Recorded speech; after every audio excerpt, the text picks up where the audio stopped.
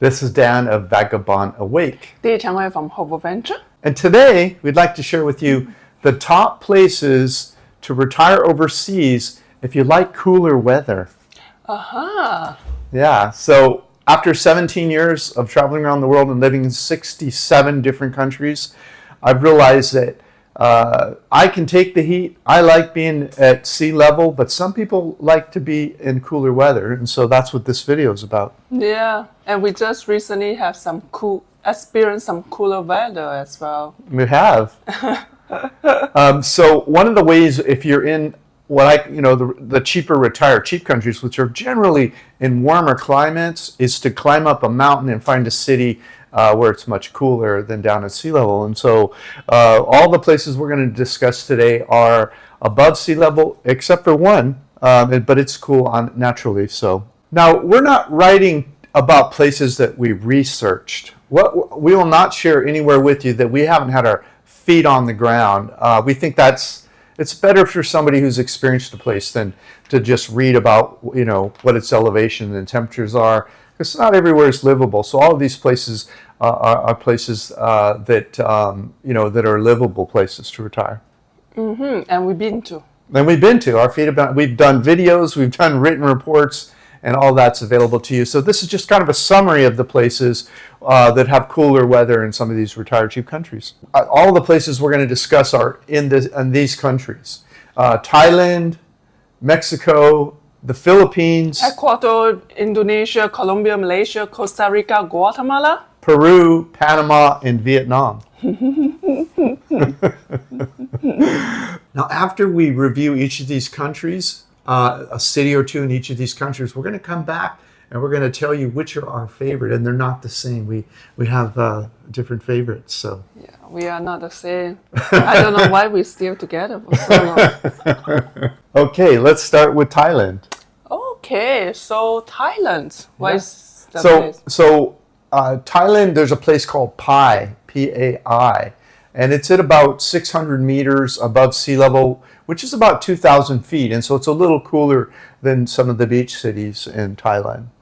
And also in this Pai is a very small, like a hippie feeling, I would say town, a lot of aspect over there. It's really, really a lot of aspect and nice food. And you can visit some Thai temple. Some of the tours we went on, we went canyon hiking. There's waterfalls, mountains. It's very green and lush, and so it's a beautiful place. But can I say one thing? Yes, you may. The road to go out is not that nice. I can't remember. They say like 700. The curve, the a lot of turns in the road. Yeah. Chung gets car sick. Okay, next we'd like to talk about Mexico. The first one we'll talk about is called Querétaro. It's about 1,820 meters above sea level, 5,971 feet. Like all of the cities in the middle of Mexico, at a high elevation, they were built by the Spanish pre-air conditioning. And because they would go up into the mountains during the summer months because it's so warm in Mexico. And this is just a gorgeous place, colonial era center with cobblestone streets and amazing nightlife and food life, and it's really quite nice. Yeah, I love the architecture over there. We went for the tour around, walking tour by ourselves and seeing the public markets, eating the food over there. It's nice. Yeah, great food selection there. Another one in the mountains of Mexico we really love is called Oaxaca. It's at 5,000 feet above sea level, about 1,550 meters. And it is the largest indigenous percentage of the population in all of Mexico. So you have a lot of arts and crafts from the indigenous people, a lot of great food.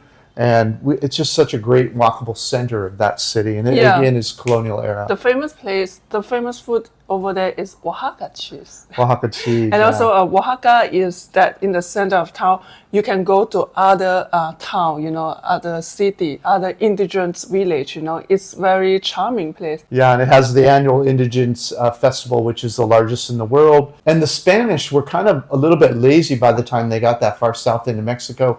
They didn't destroy all the temples, and so you can go up into the mountains where they weren't able to find the temples, and you find these gorgeous preserved original temples and whatnot. It's really beautiful for that. Yeah, true. I remember that beautiful the temple around and very colorful. Yeah. Yeah, the next one is San Cristobal. Yeah, San Cristobal, as you go further south in Oaxaca, even towards Guatemala and the farthest south part of Mexico, San Cristobal is at an elevation of 2,200 meters, or about 7,000 feet. So it's quite cool, quite misty mountains, sort of greenish, beautiful cobblestone streets, colonial era city, beautiful place. It's also a hippie. I would say it's quite hippie village in San Cristobal also. A lot of young people and a foreigner aspect. Mostly they are very young. Yeah, and mostly European. We see a lot more Europeans yeah. in San Cristobal than we do in other highland areas of Mexico. So it's very popular for that. Next up, Indonesia, in Bali, Ubud. It's not as high as some of these other places, only 300 meters or 1,000 feet. But boy, you can tell the difference on a hot day if you're up in Ubud versus down at the beach. And yeah, because you walk in Ubud, you can feel instant cooling down. Yeah. You know, especially when you walk past by the tree and the buildings. You know, it's really nice. Yeah. And it's more like you can feel the Indonesia culture over there. I would say not Indonesia culture, sorry. It's Balinese culture. Yeah, exactly. Balinese so you have these gorgeous Balinese temples, great food, both vegetarian and meat. It's a walkable city center. The street we stayed on they don't even have cars there. In the evening, it's just people walking, so it's quite nice. And also they have a lot of waterfall you can go to visit and walking distance to the monkey forest. So you can play something with the monkey if you want. Yeah, don't let them steal your watch though. But don't play with them better. And there's also the rice terraces around town, if you like that sort of thing. It's quite beautiful. In Colombia, we both love Medellin, Colombia. It's called the Eternal Spring City. It's famous for Pablo Escobar, of course, but it's just a beautiful city surrounded by these green mountains. Very cool. It's at 1,500 meters, which is almost 5,000 feet above sea level. It's just a nice place to live. Yeah, and I remember the food over there because Colombia is a meat country. Meat-centric. Yeah, meat-centric. So they have the best sauces over there because even I travel to Ecuador and then I go to buy the sauces and they say, where's it from? They say, Colombia. I say, oh, I see. Yeah, and it also has the Colonial Center and lots of arts going on there, and there's great tours up into the mountains, Colonia 13 with all the beautiful graffiti, and it's a very interesting place. Next up, we'd like to talk about Portugal. Now, Portugal has a city called Porto, which is famous for port wine. Now, Porto is pretty much at sea level, but it faces the Atlantic. It's a little cooler than many of your sea level cities around the Mediterranean in the summer months.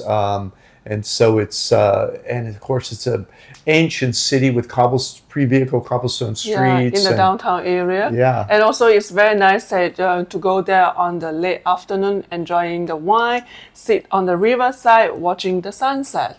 Yeah, and and the architecture there is amazing. The history there, it's such a beautiful place. It's a European city. So yeah, it's a European city. You have good wine, good cheese. Yeah, what could go wrong? Yeah, good wine, good cheese, good bread. By the way, we're going to continue with this list, but if you want to watch a detailed video about each one of these cities, then just click the first link in the notes below this YouTube video. Come there and you'll see both a link that you can get for each city, a written report, and also a video you can watch about each of them. But next up, we'd like to talk about Ecuador. Cuenca. Cuenca. Cuenca is a very, very old city and it's small. And I still remember I was excited when I go to Cuenca. Old houses and they have still that bathtub, you know. It's just very like exotic, romantic, you know, that feeling. And that we have about 3-bedroom apartment over there, including the weekly cleaning is $20 a night. You could even get it cheaper if you rent it by the month. Oh yeah. And so at 2,350 meters above sea level, which is about 7,700 feet, it remains cool year round. It does get a little bit warm in the summer months, but it's quite comfortable. And it is the most well-preserved colonial era city that I've seen in all of South America. And so gorgeous, well taken care of city, and it's 400 or 500 years old, cobblestone streets, all of that. So And also one of the expat favorite retire place. A lot of expat over there. yeah, it's on most expat retirement gurus lists as places to retire overseas. There's two other cities in Ecuador. Another one called 𝗂𝐵𝐵𝐿𝐴.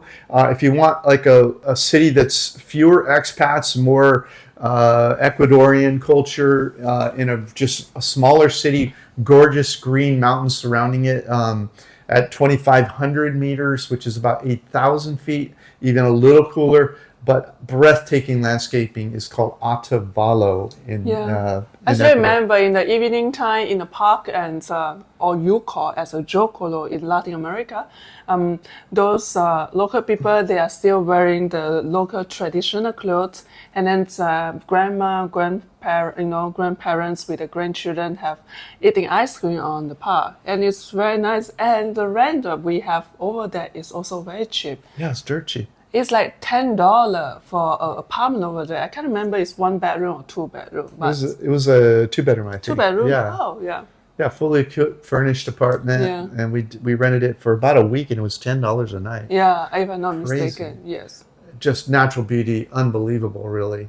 And the local clothes and stuff in the park she's talking about, so charming. Yeah, it's so charming. That's why there is a place that is less expat will be there. So if you want to interact with more local people, then 𝗂𝐵𝐵𝐿𝐴 is one of the choice. Next up is the capital of Ecuador, called Quito, which is also at a high elevation, 2,850 meters, or almost 10,000 feet at 9,300 feet.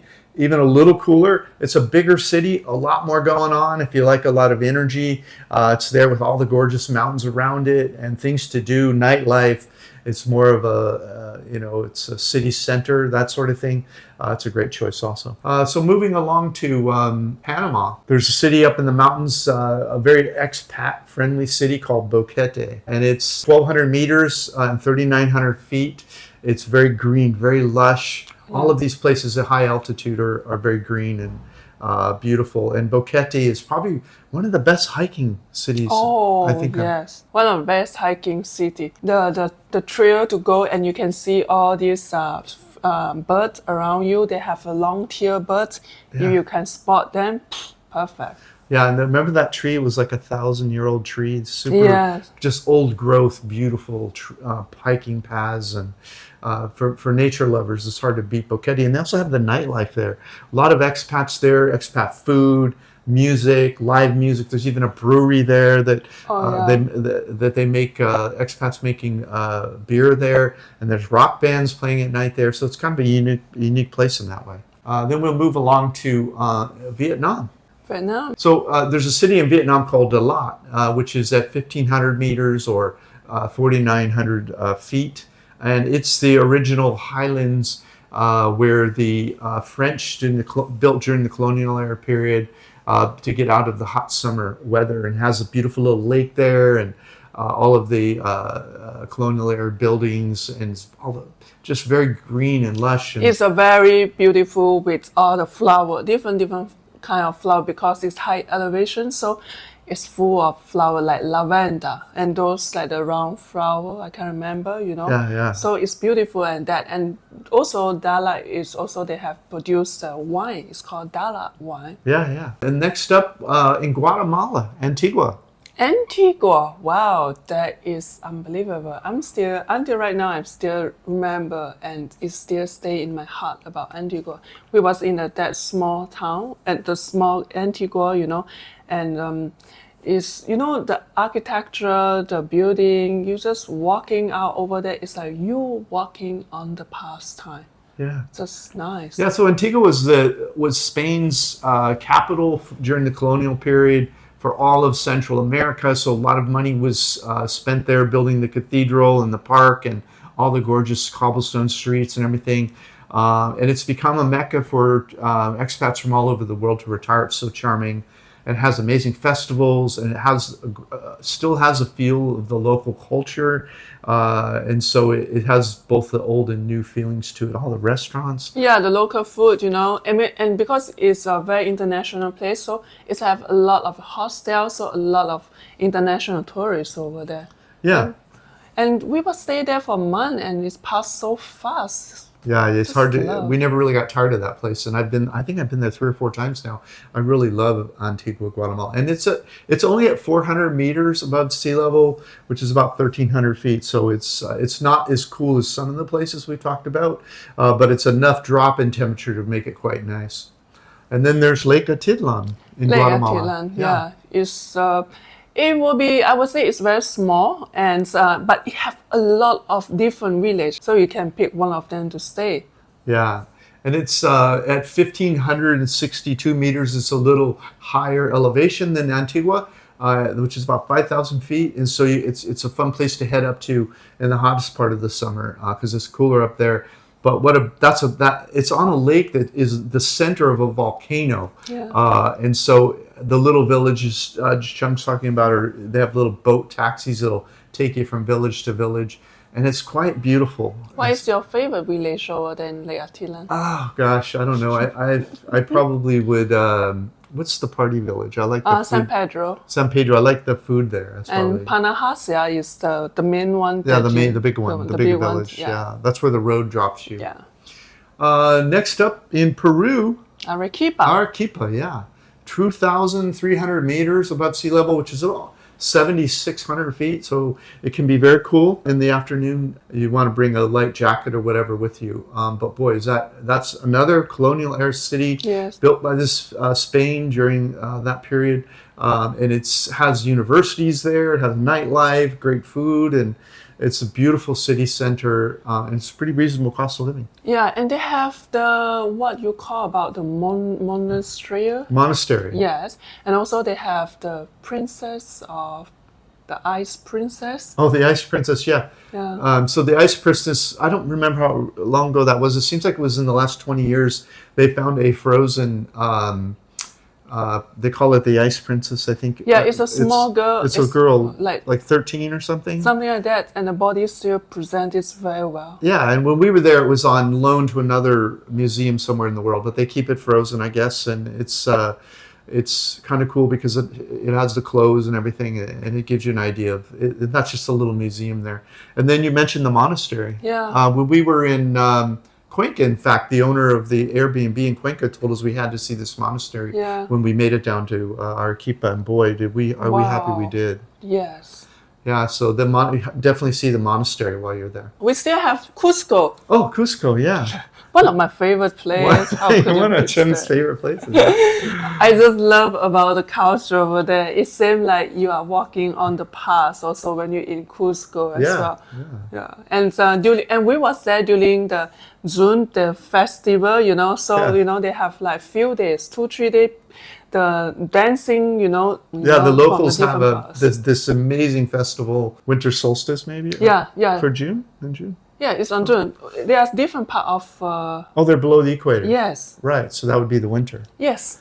Yeah, that makes sense. But wow, the costumes, they spend months rehearsing for this, and they have all the traditional clothes from the indigenous people of the time. And the buildings are amazing.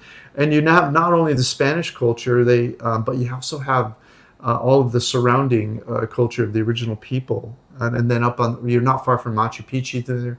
It's the jumping off point for Machu Picchu. And the food and the nightlife, it's a very fun only place. one thing is it's really cold. It's cold, yeah. At 3,400 meters above sea level, which is about 11,000 feet. Those of you who've been in the mountains, you know that it's pretty high up. And so it was quite cold. And we was in the very cold time. In the winter, yeah. So, okay, now the Philippines.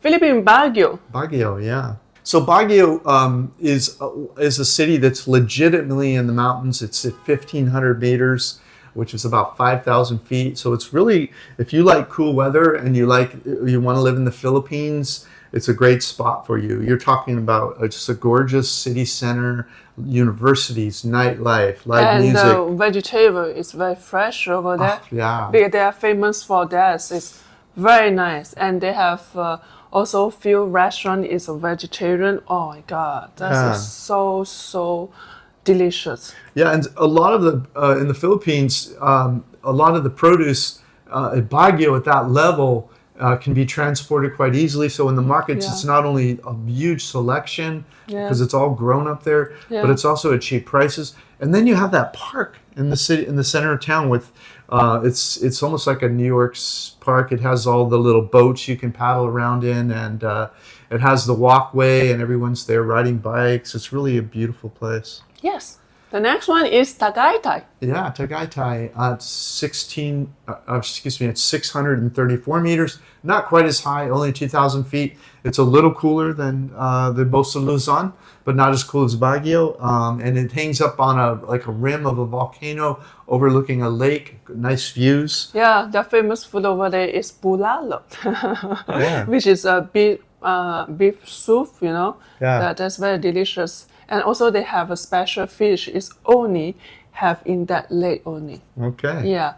The next, and also they are not far from the Manila, which is about 1-2 hour drive. Yeah, that's right. You can get a bus to Manila. I think it was like an hour and 20 minutes. Something like that. Yeah. So, okay, good. We promised to tell you what our favorites were, and it's time. Let's see here. We're limiting our favorites to these highland cities, or cooler cities, if you will. And we've ranked them 1, 2, and 3. We each have our own favorites. So and we do agree on something. It's number 3. Our third we agree on. Okay.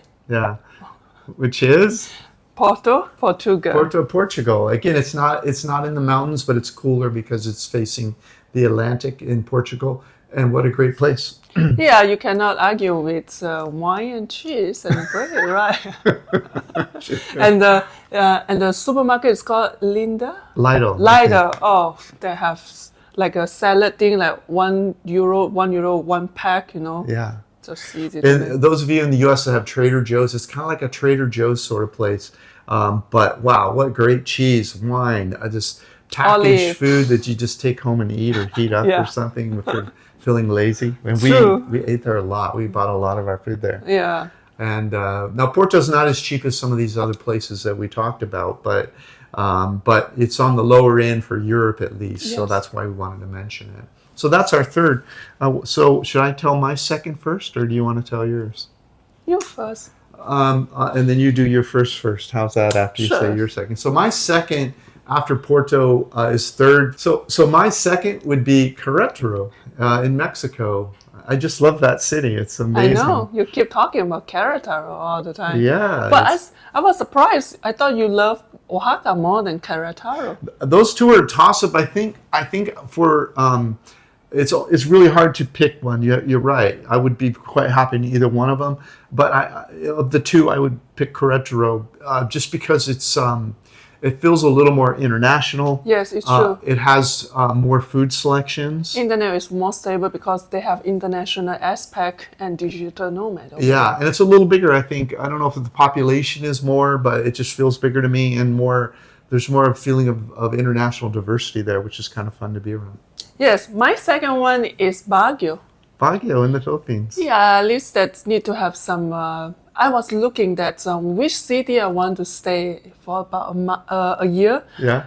At least I need to have Asia because cost of living is cheap. So Baguio is come out to the list. And the road to go to Baguio is not so bad. I didn't vomiting on the road. So that's why I choose Baguio. And luckily, if you're going to go for a year, you don't have to go up and down that road every day. Right? Yeah, true.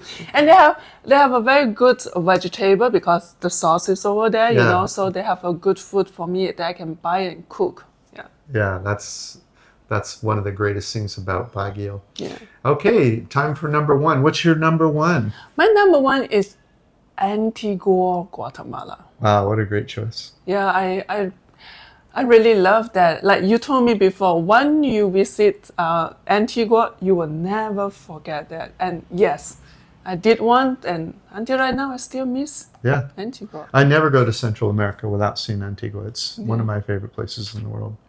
For me, my number one is Ubud, Bali, Indonesia. I just really love those little walkable streets. You don't need a car. Sometimes people complain about the traffic as tourism grows in Indonesia or Bali, but this is up in the mountains. It does have traffic, but we don't get in the car. We walk everywhere. It's such a quaint little city. You can get everything by walking.